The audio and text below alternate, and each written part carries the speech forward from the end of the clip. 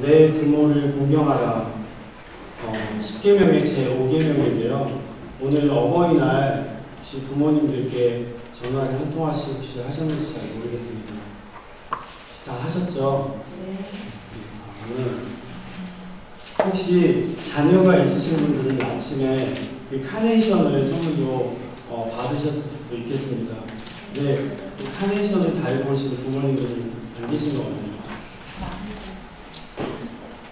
오늘 제가 전할 말씀은 오늘이 어버이날임에도 불구하고 어쩌면 조금 대치되는 말씀이 아닌가 생각이 들어서 오늘 이 말씀을 전하는 것에 대해서 조금 망설여지기도 했었습니다. 먼저 뻔하다라는 말을 혹시 자주 쓰시죠? 뻔하다. 어떨 때 뻔하다라는 말을 쓰시나요? 우리가 경험해 봤을 때 뻔한 것에 대해서 우리는 뻔하다. 그 뻔한 것이 이런 말도 있잖아요. 안 봐도 비디오다. 안 들어봐도 오디오다. 이런 말을 쓸 때 보통 뻔하다라는 이야기를 듣는데요. 저는 사실 설교자로서 오늘 이 자리에 서기 전에 말씀을 묵상하고 또 연구하였습니다. 말씀을 묵상하고 연구할 때 오늘 제가 전할 이야기는 어쩌면 또 뻔한 이야기가 아닌가 하는 생각이 들어서 마음이 조금 무거웠습니다. 저는 아마도 평생 살아가면서 늘 뻔한 이야기를 할지 모르겠습니다. 하지만 오늘 우리가 제가 이렇게 전해드린 이 뻔한 이야기가 그냥 그저 뻔한 이야기가 되지 않기를 소망해 봅니다. 또 공교롭게도 국어사전을 찾아보니까 뻔하다라는 뜻이 어둠에 빛이 비추어지다라는 뜻이 있더라고요.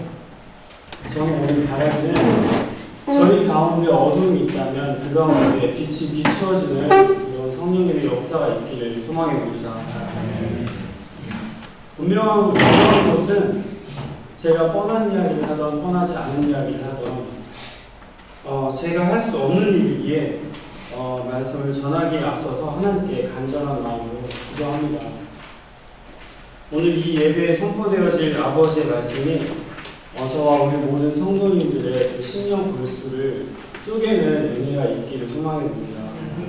참으로 주 우리 아버지 하나님께 예배드릴 때 약속하신 성령에 사로잡히게 하셔서 우리 인간적인 의지들이 모두 다 제거되게 하시고 오직 신실하신 그리스도 예수로 예배할 수 있게 해달라고 기도드립니다.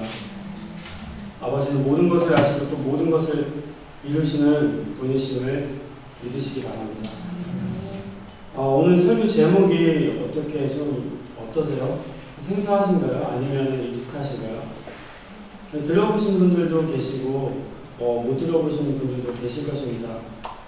오늘 설교의 제목인 노블리스 오블리제라는 이 표현이 어디에서 유래가 되었는지 잠시 설명을 드리자면 14세기와 15세기에 걸쳐서 영국과 프랑스의 그 전쟁 중에 있었던 특별한 한 전쟁에서 유래가 된 그 언어입니다. 그 표현입니다.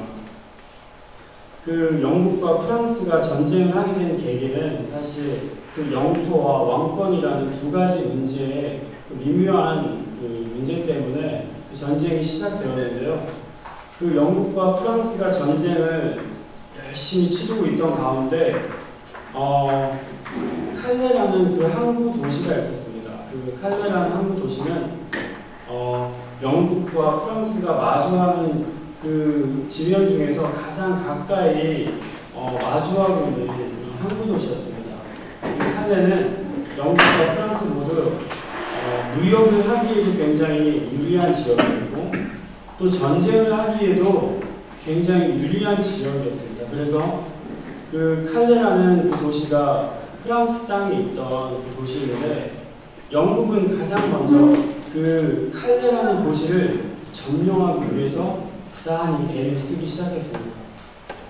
전쟁은 너무나 치열했고 그 전쟁은 11달 동안이나 지속이 되었습니다. 양국 모두 굉장히 지쳐 있었고 결국에 그 칼레라는 도시를 영국이 점령하게 됩니다. 영국이 점령하게 되면서 당시 그 영국의 왕이었던 그 왕이 칼레에 대해서 굉장히 불편한 마음을 가지게 됐습니다. 한 달 동안이나 나를 괴롭히니 칼레를 내가 어떻게 할까? 고민하다가 그 왕이 칼레에게 이런 요청을 한 가지 합니다. 사실 칼레는 깨끗하게 항복을 하고 칼레에 대해서 항복을 했으니까 신사적으로 어떤 보호 조치를 취해주길 바랐습니다. 하지만 영국의 왕은 이런 제안을 합니다. 내일 아침까지 칼레시에 살고 있는 사람들 가운데서 6명을 선출해서 칼레시에 있는 모든 사람들을 대신해서 교수형에 처할 사람을 선출하라고. 칼레 시민들은 좀 당황했겠죠. 누가 대신해서 죽고 싶은 사람이 누가 있겠습니까? 그런데 놀라운 일이 벌어지기 시작합니다.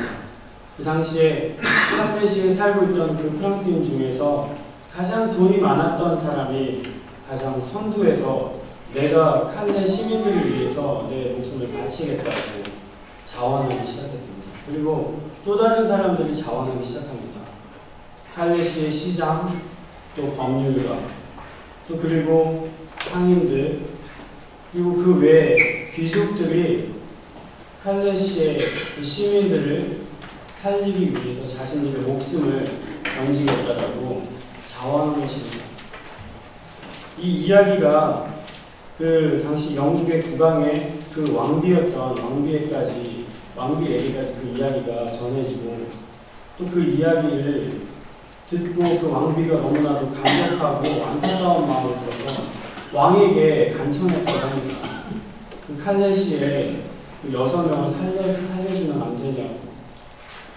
근데 더 놀라운 건 그 왕 또한 이 이야기를 듣고 감격하고 감동했다는 것입니다. 그래서 그 칼레시에 그 6명을 살려줬다고 합니다. 그리고 또 칼레시에는 모든 사람을 다 살려주고 거기에 더해서 칼레시를 전쟁 기간 동안 지켜주었다라고 합니다. 바로 여기에서 유래되는 말이 바로 오블리주입니다. 노블리스는 우리나라 말로 귀족이고 오블리주는 책임을 지다, 의무를 다하다라는 표현입니다. 그러니까 그 프랑스인들 중에서 가장 최상위 계층이었던 그 6명의 사람들이 그 칼레시를 대표하는 것이 오블리주였던 것입니다. 그들은 책임 있는 귀족들이었습니다. 또 이와 비슷한 격언이 로마에도 있다고 합니다. 로마에는 특별하게 태어난 사람들은 특별한 일을 감당해야 할 책임이 있다라는 말이 있다고 합니다. 오늘 본문에서 예수님이 이야기하시는 제자가 된다는 것은 그리스도인들 가운데 최상위 계층이 되는 것입니다. 그러나 그리스도인으로서 최상위 계층인 제자들은 세상의 최상위 계층과는 조금 다릅니다. 세상의 최상위 계층, 저희가 흔히 1%, 0.5%, 2% 이런 얘기 많이 하잖아요. 세상의 최상위 계층들은 어떤가요?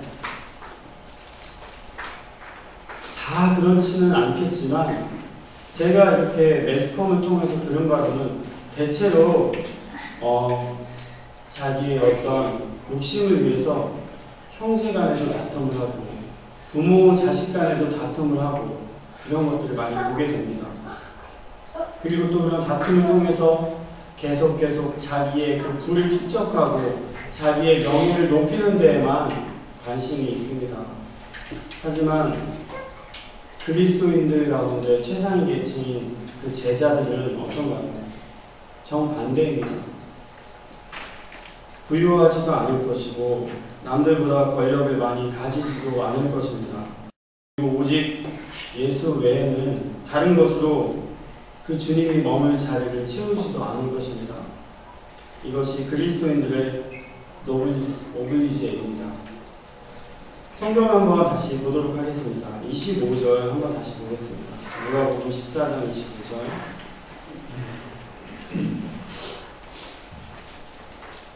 수많은 무리가 함께 갈새 예수께서 돌이키사 이르시되, 예수님의 공생의 기간 동안 보여주셨던 이적과 기적들은 많은 사람들로 하여금 예수님의 팬이 되게 하였을 것입니다. 그 팬들은 예수님을 열광하였을 것입니다. 하지만 주님은 당신을 따르며 열광하던 그들에게 오늘 말씀하십니다. 26절, 27절 함께 보겠습니다. 무릇 내게 오는 자가 자기 부모와 처자와 형제와 자매와 더욱이 자기 목숨까지 미워하지 아니하면 능히 내 제자가 되지 못하고, 누구든지 자기 십자가를 지고 나를 따르지 않는 자도 능히 내 제자가 되지 못한다. 아멘. 예수님은 돌아갈 사람은 돌아가, 가짜는 가고 진짜만 따라와 라고 말씀하고 있는 것입니다. 26절과 27절을 보면 예수님께서 제자가 되지 못하고 또 제자가 되지 못하리라 라는 말씀을 반복하고 계십니다. 26절에는 제자가 되지 못하는 이유를 설명하기 전에 이렇게 이야기하십니다. 무릇 내게 오는 자가. 예수님을 믿는다고 시인하는 자들을 의미합니다. 예수님을 따르겠다라고 말하는 자들을 의미합니다. 또 27절에서 주님을 따르고는 있으나 십자가를 질 생각을 하지 않고 몸만 따르는 자들에 대해서도 제자가 되지 못한다고 말씀하고 계십니다. 예수 그리스도를 영접했다는 것은 교회에 출석하는 것으로 그치는 것이 아닙니다. 예수 그리스도를 영접했다는 것은 예수 그리스도의 제자가 되기로 결심했다는 것입니다. 즉, 십자가를 져야 한다는 것입니다. 이 십자가가 무엇을 상징하냐? 속죄를 상징하고 또 희생을 상징합니다. 그 조건이 부모, 처자, 형제, 자매, 거기에 자신의 목숨까지 미워해야 한다는 것입니다.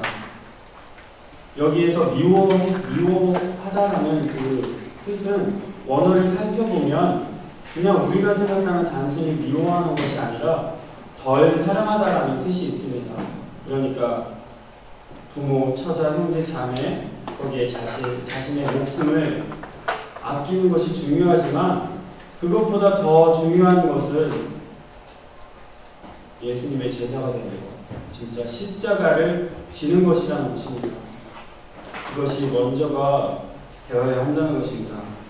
즉, 인생에서 가장 중요하게 생각했던 것들보다 27절의 말씀처럼 자신에게 주어진 십자가를 사랑하고 십자가를 지는 것이 제자가 되는 것이라고 이야기하는 것입니다. 희생을 극복하지 못한다면 참 제자는 될 수 없습니다. 26절과 27절만 이렇게 듣고 있으면 성도님들 마음이 어떠신가요? 무겁지 않나요? 오늘 어버이날인데 내 부모님을 사랑한다고 이 카네이션도 달아드리고 안부전화도 드렸는데 갑자기 오늘 이정인 전도사가 이 마음에 무거운 이런 짐을 지어주는 것 같아서 마음이 어렵지 않으신지 모르겠습니다. 26절과 27절만 들으면 이게 분명히 예수님께서 하신 말씀인데, 예수님은 아나 부인의 자기만 알아주기 바라는 관심병자 아니신가? 이런 마음까지도 들 수 있겠습니다. 아니, 내 육신의 부모를 사랑해야 되고 내가 배 아파 낳은 우리 자녀들을 사랑하는 것이 너무나도 당연한데, 하지만 예수님에게는 이러한 가치보다 더 큰 가치가 있다는 것을 말씀하고 계신 것입니다. 그 가치가 무엇일까요? 이 땅에서 저희가 아무리 학식을 많이 가지고 있는 그런 대학 교수님의 제자가 된들, 이 땅에서 아무리 유명한 연예인의 팬클럽 회장이 된들, 그것은 무슨 의미가 있겠습니까? 세상의 모든 이름은 사라지고 언젠가 유일하게 남은 이름은 예수 그리스도, 그분 한 분 이름입니다. 그분의 이름밖에 남지 않을 것입니다. 예수님이 그걸 이야기하고 있는 것입니다. 이어서 예수님은 우리를 향해서 매우 합리적인 계산법을 소개하는 비유를 들어주시면서 제자가 되어야 할 이유에 대해서 말씀하고 계십니다. 28절에서 30절을 다시 한번 읽어보도록 하겠습니다. 함께 읽겠습니다. 너희 중에 만병을 세우사 자기의 것이 중앙에 할 것이 손가락인지 먼저 앉아 그 비용을 계산하지 아니하겠느냐. 그렇게 아니하여 기초만 쌓고 능히 이루지 못하면 보는 자가 다 힘써 이르되 이 사람이 공사를 시작하고 능히 이루지 못하였다 하리라. 아멘. 높은 탑을 짓기 위해서 얼마만큼의 토지가 필요하고, 또 얼마만큼의 벽돌이 필요하고, 또 얼마나 많은 일꾼이 필요하고, 또 품삯이 필요하고, 또 얼마나 많은 날 동안 공사를 해야 할지에 대해서 고민을 해야 할 것입니다. 만약 이 모든 것을 하기에 부족한 형편이라면 그 일을 시작하지 않는 것이 합리적이겠죠. 주님은 공사를 시작하기 전에 철저히 계산을 해야 한다고 말씀하고 계십니다. 이어서 31절, 32절 말씀을 보도록 하겠습니다. 함께 읽겠습니다. 또 어떤 임금이 다른 임금과 싸우러 갈 때 노자자 1만 명으로서 저 2만 명을 거느리고 오는 자를 대접할 수 있을까 헤아리지 아니하겠느냐. 만일 못할 터이면 그가 아직 멀리 있을 때 사신을 보내어 다치는 말씀이나며. 갈등 관계에 있는 두 나라 간의 다툼이 일어나기 바로 직전입니다. 두 명의 왕이 있습니다. 한 왕은 자신의 군사를 살펴 그 수를 세어보니 1만 명입니다. 다른 왕은 자신의 군사를 세어보니 2만 명입니다. 지금 1만 명을 거느린 왕과 2만 명을 거느린 왕이 있습니다. 이 싸움은 아마도 보나마나 뻔할 것입니다. 한 명이 있고 두 명이 있다면 좀 잘 모르겠어요. 하지만 1만 명이 있고 2만 명이 있는 싸움은 보나마나 뻔한 싸움입니다. 요즘처럼 디지털이나 여러 가지 기술이 발전해가지고 미사일로 싸우는 것이 아니라 총이 아니라 칼과 창, 방패를 들고 싸우니까 안 봐도 뻔한 싸움이 되겠죠. 예수님은 이럴 때 이렇게 이야기하십니다. 1만 명을 거느리고 있는 왕은 어서 빨리 2만 명을 거느리고 있는 왕에게 파친을 보내어서, 자, 우리가 서로 싸우지 말고 당신네 나라가 원하고 있는 것이 무엇인지 우리에게 이야기를 해서 서로 피 흘리지 않고 우리가 평화 조약을 맺읍시다 라고 파친을 보낼 것입니다. 예수님은 이렇게 하는 것이 합리적이라고, 이게 가장 확실한 계산법이라고 말씀하고 있는 것입니다. 그리고 이어서 예수님은 33절의 말씀을 하십니다. 누가복음 14장 33절 함께 읽어보도록 하겠습니다. 이와 같이 너희 중에 누구든지 자기의 모든 소유를 버리지 아니하면 능히 내 제자가 되지 못하리라. 아멘. 방금 전 두 가지 예화와 지금 이 33절의 말씀이 어떻게 잘 연관성이 있다고 생각이 되시나요? 잘 이해가 되시나요? 높은 탑을 쌓을 때 그 계산법이 너무나도 합리적이었습니다. 그리고 1만 명의 병사를 거느린 왕과 2만 명의 병사를 거느린 왕과의 관계에서 1만 명의 병사를 거느린 왕이 2만 명의 병사를 거느린 왕에게 화친을 보내는 것이 합리적인 것이라고 예수님께서는 분명히 말씀하셨습니다. 그런데 33절에서 어쩌면 뚱딴지같이 예수님은 자기의 모든 소유를 버리라고 말씀하고 있습니다. 이 땅에서 자기의 모든 소유를 버린다는 것은 무엇을 의미하냐면 그냥 빈털털이 거지가 되는 것입니다. 한마디로. 예수님은 이 땅의 계산법을 소개하신 이유는 우리가 흔히 합리적인 사고를 어떻게 하고 있는지를 말씀하고 계시는 것입니다. 그러나 제자가 된다는 것은 이 땅의 계산법과는 다르다는 것입니다.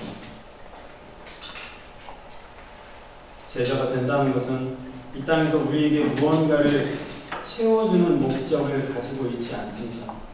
예수님께서 두 가지 비유를 들었을 때 그것은 분명히 우리에게 유익을 주지만 이 땅에서 우리가 제자가 된다는 것은 이 땅에서 우리에게 큰 목적이 없습니다. 예수님의 제자가 된다는 것은 이 땅의 계산법과 달라서 이 땅의 시선으로 볼 때 패배자처럼 보일 수도 있습니다. 그리고 실제 우리는 그런 사람들을 패배자라고 말하곤 합니다. 장래가 보장된 한 청년이 있었습니다. 그의 이름은 짐 엘리엇이었습니다. 그는 총망받는 젊은이였으나 자신의 밝은 미래를 꿈꾸지 않았습니다. 그는 하나님의 꿈을 이루기 위해서 자신의 꿈을 하나님의 꿈에 맞추었습니다. 그의 이야기가 영화로도 제작이 되었는데요. 우리나라 제목으로는 창끝이란 제목으로 제작이 되었고 또 영어 원래의 제목은 엔드 오브 스피어스라는 똑같은 창끝이라는 그 제목으로 제작이 되었습니다. 혹시 이 영화가 궁금하신 분들은 꼭 한번 찾아서 보시기를 추천해 드립니다. 엘리엇은 어린 시절 예수님을 믿게 되었고 그는 무척 활달한 친구였습니다. 그래서 많은 사람들에게 사랑도 받았고 또 인기도 있었습니다. 그리고 그는 대학 시절 미국을 돌면서 많은 젊은이들에게 복음을 전하였고 그의 열정을 통해서 예수님의 열정을 경험한 많은 젊은이들은 주께로 돌이키게 되는 놀라운 일이 일어났습니다. 그랬던 엘리엇이 학교를 졸업하고 결심을 하게 됩니다. 선교를 나가야 되겠다. 내가 이 세상 열방에 어디선가 복음을 들어야 할 누군가에게 복음을 전하기 위해서 내가 선교사가 되어야 되겠다라는 결심을 하게 됩니다.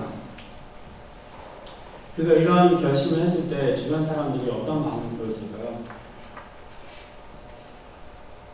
참으로 놀랍게도 한결같은 반응을 보였다고 합니다. 야, 너 왜 그래? 좋은 대학 나와서 좋은 직장에 취업하고 평범하게 좋은 가정을 이루고 살면 좋을 걸 왜 그런 고생을 사서 하려고 그래? 부모님도 말렸고 친척들도 말렸고 친구들도 말렸고 모두가 말렸다고 합니다. 그의 생각은 어리석은 생각과도 같았다라고 이야기했습니다. 그러나 그 엘리엇의 결심을 확고하였고 그는 떠나면서 그의 일기에 이런 말을 남겨줬습니다. 영원한 것을 위해 영원하지 않은 것을 버리는 사람은 결코 바보가 아니다. 엘리엇이 이런 말을 한 배경에는 그의 결심과 그의 결단에 사람들이 그를 바보 같은 사람이라고 말했던 것이 있었기 때문이었습니다. 많은 사람들이 내가 인생을 포기할 사람처럼 여겼습니다. 하지만 엘리엇은 자신의 선택이 제자의 길임을 알았습니다. 그것이 십자가를 지는 것임을 알았습니다. 그는 남미 깊숙한 곳에 살고 있을 누군가를 찾아 떠납니다. 그리고 그 땅에서 아우카라는 부족을 만나게 됩니다. 그리고 그는 그 아우카 부족에게 복음을 전하기 위해서 그들과 만나기 시작합니다. 그러던 어느 날이었습니다. 그 엘리엇과 함께했던 많은 선교사들이 그 아우카 부족에게 복음을 전하기 위해서 그 가슴김을 가지고 그들에게 다가가고 있는데 그 아우카 부족이 그들을 향해서 창을 휘두르기 시작했습니다. 그 당시 그 엘리엇을 비롯한 많은 선교사들이 다들 자신을 보호할 수 있는 총을 가지고 있었습니다. 하지만 아무도 총을 쏘지 않았고 결국 그들은 죽어가는 순간까지 그들에게 아무런 해도 끼치지 않았습니다. 그들은 그냥 그곳에서 죽고 말았던 것입니다. 그리고 이 사건이 이제 미국에 대대적으로 보도가 되면서 각종 신문이나 매체 등의 그 헤드라인에 이런 제목을 붙인 기사들이 나오기 시작했습니다. 헛된 죽음, 낭비. 사람들도 이 이야기를 듣고 이런 이야기를 하기 시작했습니다. 그들에 대해서 어리석은 젊은이들이다. 엘리엇은 미국에서 기독교 명문대를 다니던 수재였습니다. 그러나 그가 아무런 소득도 없는 선교사가 되었고 심지어는 한 명도 전도하지 못했던 실패한 선교사가 되었습니다. 사람들은 그가 실패한 선교사, 그냥 허망한 죽음을 죽었던 그냥 젊은이로 생각했을 것입니다. 왜냐하면 세상은 결과에 가치를 두고 있기 때문입니다. 그래서 세상이 볼 때 그는 모든 부분에서 실패한 사람이었습니다. 하지만 엘리엇을 가장 가까이에서 지켜보았던 그 부인 엘리자베스 엘리엇은 이렇게 이야기합니다. 그의 죽음은 헛된 죽음이 아니었다. 그는 이 죽음을 위해서 평생을 준비했고 기다려왔다라고 그렇습니다. 세상 그리스도인들의 값진 희생을 이해하지 못합니다. 세상 그리스도인들의 승리에 관심이 있는 것이 아니라 그리스도인들의 패배에 관심이 있습니다. 아마도 신문이나 어떤 인터넷 기사를 보면 아실 수 있을 것입니다. 기독교인들이 분명히 실패한 듯한 그런 기사들이 나오면 어떻게 알고 그렇게 달려드는지 우리의 실패를 조롱하고 비웃습니다. 물론 그런 실패들이 자랑거리는 아니겠죠.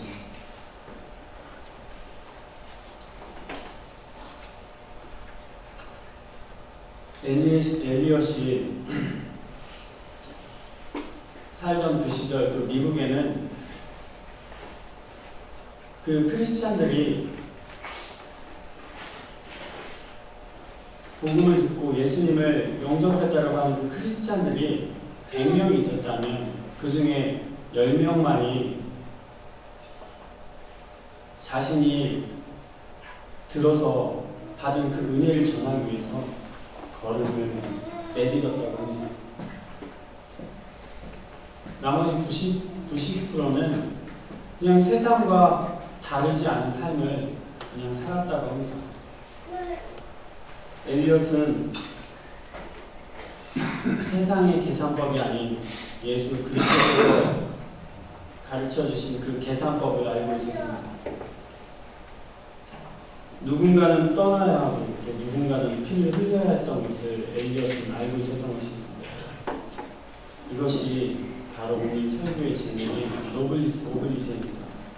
누군가는 십자가를 져야 한다는 것입니다. 그 십자가를 지는 자가 주님의 제자가 되는 것입니다.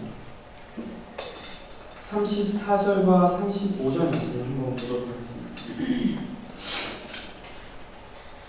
함께 읽겠습니다. 소금이 죽음을 주나 소금 안에 맛을 주면 무엇으로 짜게 하리요 땅에도 걸음에도 쓸데없어 매번거리느냐 들을 귀가 있는 자는 들을지어다 하시니라. 귀 있는 자는 들을지어다. 이 의미가 도대체 무슨 의미일까요?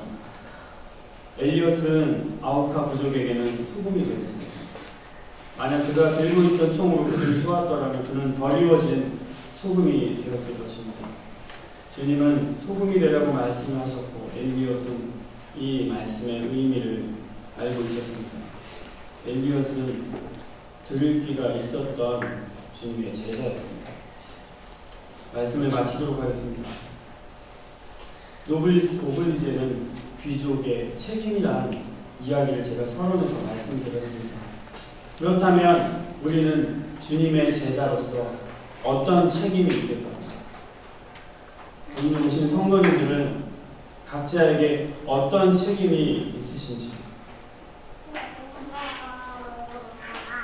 여러분들 저와 모든 성도님들에게 분명하게 하나님께서는 책임을 맡겨 놓으셨습니다.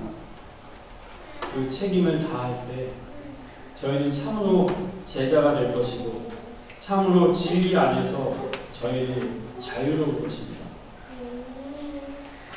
바라고 원하옵기는 오늘 오신 모든 성도님들이 그 책임 앞에서 당당하고 담대한 성도님들이 되시길 간절한 마음으로 예수님의 이름으로 축원드립니다. 이 시간에